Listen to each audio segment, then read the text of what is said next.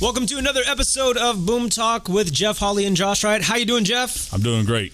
Awesome. Hey, welcome back. Appreciate it. Yeah, I had a little trip. How was that? It was good, man. We got away from a little bit of the craziness here and went to an area that also had its own set of craziness because you can't escape what we're in right now. Social distancing to the max. You went all the way to another state to go hang out. Now, you have a big family. How many kids do you have at home right now? Yeah, so right now I have 6 in the house and 7 total. Woo! So you had to get them out of the house or they're all going to kill each other. Or we'll kill them. One of the two, yes. So you got out. That's awesome. Well, welcome back. I appreciate it. Episode 5 here, and we've been talking about your start in business. We talked about telecommunications. We talked about the phone industry and how that all goes. One of the things that you're also involved in is Internet of Things, and I have no clue, or I've YouTubed it a couple times, but I really wanted to pick your brain about what it is. This Internet of Things. It's a big industry coming up, and I'd love to hear your kind of insight on it and what you think about it, for sure. Absolutely.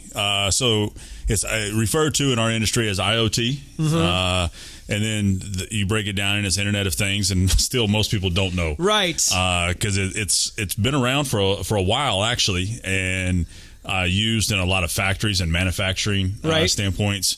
And then I think Coca-Cola was the first company, I believe, that used it way back when, just to communicate to their Coke machines on when things needed to be filled or when things were going empty. When did that show up? Oh my gosh. Early 2000s, late 90s? It was I want to say early 80s. Wow. Late 80s, early 90s. I think. But so a sensor would go off and then communicate back to them that they needed more Coke. Yeah, so it was more of a machine to machine is what a lot of them referred to it back then. Right.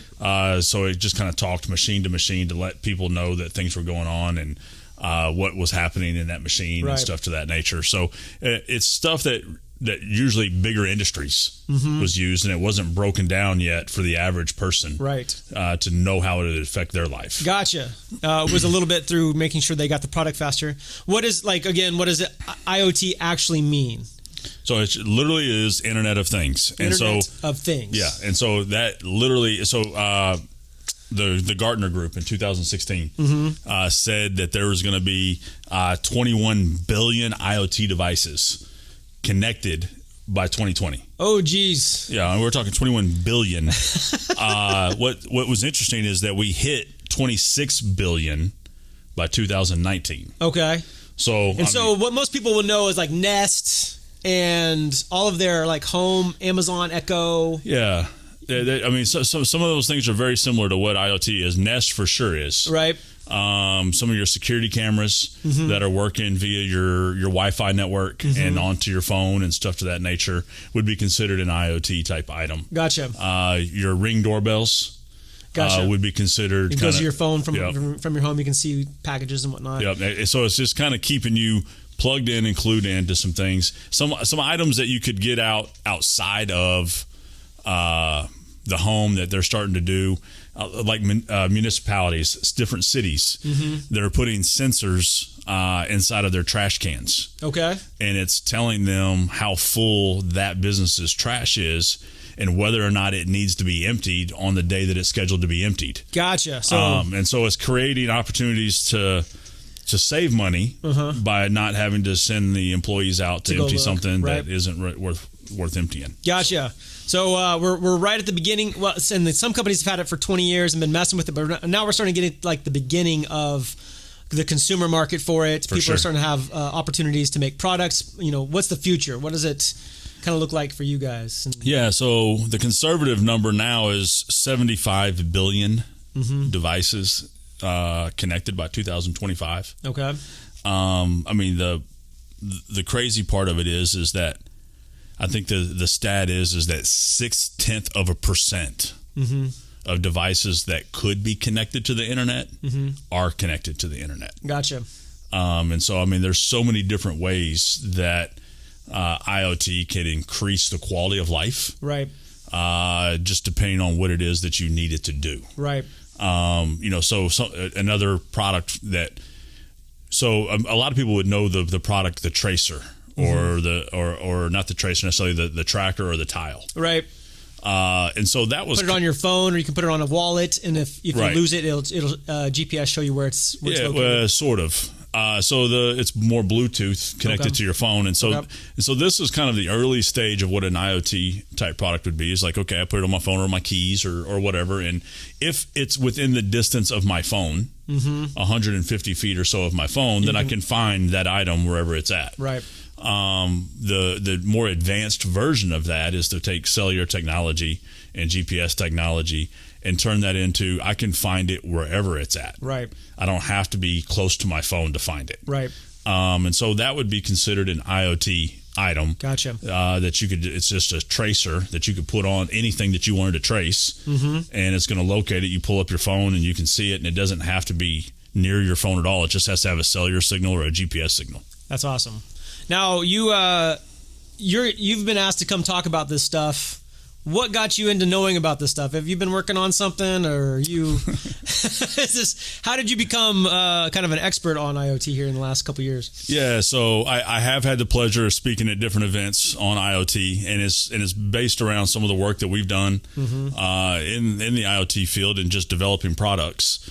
And so what I just explained to you between the tracer and the tracker and the tile and all of that was what really engaged me. Was I saw the tile and I saw the tracker, and it just irritated me for 4 years that there wasn't cellular technology built into that. Right. And so I spent a lot of time building out products with the cellular technology, and one of the main reasons was a battery life, and trying to get a battery small enough so the object wasn't too big or bulky, and then trying to get it to where it could be personalized and put on something that was it wasn't intrusive to have it. Right. It was the size of a quarter or a $50, and it wasn't much thicker. Didn't need another cell phone to carry for your cell phone, right? Right. So I went on a scavenger hunt to find all the pieces necessary to kind of put that project together, and as it came together, we realized that we had the guts of building a whole nother product. Gotcha. And so we kind of shelved the tracer piece for the moment and jumped straight into the other product, which is what we call the key. And we'll take a show just to kind of walk through that soon. Right. But you could go to Smart Key, and that's KEE.com, and just get a little sample taste of what that is, and what's came out of it. So there's some really cool things coming down the pipe in the future with those products. That's awesome. For sure. Give me the rundown of the benefits of IoT. A lot of people are scared of it. I know a lot of people are worried about hacking and blah, blah, blah, but what are the benefits that you see? Yeah, so a lot of the benefits and what people are investing in is saves time. So you have most of the companies are at 57%, 58% of the fact that they're going to save time. And then 45% is it saves money. And really the larger percentage of people just feel safer. Right. The Ring makes you feel safer. Oh, yeah. Wireless cameras make you feel safer. Right. The fact that you can turn on your lights before you get home from your phone makes you feel safer. Right. And so there's so many different things. The smaller device too, tracking where your kids are. Right. They don't have to be old enough to have a cell phone yet, but you could also, even if you don't feel they're responsible for a cell phone, this is something you could put on their bag. Right. So the key is going to give them the ability to definitely give it to their kids as their first cell phone. It's the world's first smallest smartphone. It's pretty incredible in that way. It has an SOS button on it, so it can be used kind of as a life alert as well. And you can pull up an app, and it will trace and track the kids or your parents or your grandparents or your daughter or anything you need. Really, anything you need. I used to tell people that I put one in my daughter's car. It was just joking because I didn't do it to her, but that I would put it in my daughter's car, and I geo-fenced her boyfriend's neighborhood. And so as soon as her car crossed into his neighborhood, I'd be on the phone like, "Hey, where you at?" And but you can do some of those things with it. Yeah, nice. And protect your kids, know where they are at all times. You don't have to worry about that commercial. It's 10 o'clock. Do you know where your kids are? Oh man. Saves money, all that fun stuff. Let's talk about kind of some of the things that you see in the future for people who are trying to get in this business. Some tips and tricks of maybe someone who's looking at the IoT business or just business in general. What are some things that you think? Yeah, so from a business standpoint, from anybody that's wanting to launch or have launched and are struggling or just trying to figure out what it is that they can do to better themselves or better their business. In any business, you got to be willing to take a risk. Right. And that's the hard part, and be willing to fail. Right. Because I have learned so much out of my failures. Right. You know, if I had somebody just kind of lay it out and say, hey, do this, do this, do this, do this, I probably would have second guessed a lot because I didn't push into what I thought was right. Right. And learned from whether it succeeded or whether I failed. Stay loose, adapt, you said one thing, you don't get too committed to your first idea. Right. Be adaptable. Correct. Yeah. Yeah. I mean, because if you get so honed in on something and you try to perfect it and you miss the swoon of the market. Right. Because you spent so much time trying to just perfect that. Right. And then you finally get it, but the energy behind what was there is gone. Right. So now you have just momentum. Right. Yeah. So you got to catch all of the waves at the right time. Right. And that leads to one of my second ones is just that be flexible and listen to the market. Right. So if the market is telling you something, it goes back to the river. Yeah. Flow. Yeah. Don't fight. Flow. I used to do a little bit of cage fighting. I'm a big fan of the UFC. And one of my least favorite things about a fighter at any level is their inability to adapt. They're 3 rounds into a 5-round championship fight. They had a strategy coming in. They're trying to stick to the strategy. You can tell that strategy is not working, but they will not change and adapt, and they're the first to die. Adapt or die is kind of the concept, and I love seeing it in a fight, but I see it all the time with business. People just will not adapt to the environment of which, like right now is a perfect example. You better learn some adaptation skills because we're going into a very adaptive market. For sure. We're going to have to make some changes. So adapt or die, learn to roll with the punches, I see that analogy all the time. So one of my favorite sports is basketball. And I see great coaches that can run a practice, but you put them in game time and how they prepped for the game isn't working, or what they thought was going to work isn't working, right. And they don't know how to change it. Right. I mean, you got to be able to go on the fly and say, okay, guys, we're going to try something new. Right. Because what we're doing is not working. Right. And same with business. No, the first thing, though, is to get started. A lot of people will try to think of the strategy or overthink it. Get in, start playing the game and see where the game is taking you. For sure. And flow with it, for sure. That's awesome. Yeah. And one of the largest things you can do when starting out is to be frugal.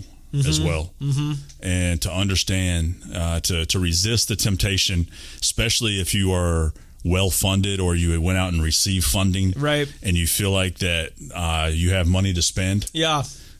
Just resist that temptation to jump into fancy offices or fancy marketing or take out too much money that you don't need. Right. Because what you'll end up doing is, and I'm thankful that I either didn't have people that believed in me in the first place. So you had to do it yourself. Or I wasn't able to have enough financial backing to go out and get enough money that I had to, we actually had to just straight up bootstrap it. Yeah. Yeah. And figure it out. Yeah. And figure it out. Right. And that had taught us so much through that process. I just saw one of my favorite companies the last few years, Boosted Board, is this cool electric skateboard company. Yep. They got way too invested. They got all these investors giving way too much capital startup. And now they are either going to file bankruptcy or have to sell the company because they, after $70 million, they still blew it because they went too big too fast. And it's kind of a bummer because when I saw them coming out 5 or 6 years ago, I was like, this is a cool concept. But there you go. Even some of the biggest, coolest, well-funded companies, if they don't stay kind of in the game. If you're not grounded and you're not paying attention to what's taking place and you're not utilizing that money to grow, right, then you're going to end up in that position. Right. Very fascinating. So that's, another tip for business. Stay grounded, stay adaptive. Don't go out too hard, too fast. Learn from your mistakes. Go with the river. I love all that stuff. So if anybody has any business questions or anything, how do they get a hold of you? Yeah, they can hit me up at jeff.holley@boom.us. And that's just jeff.holley@boom.us. And of course, we'll be out there on social media all over the place, Facebook, YouTube, you name it. So if you're looking for us, just leave a comment or message out there. But great talking to you again, Jeff. And we'll see you guys next time on Boom Talk. Appreciate you.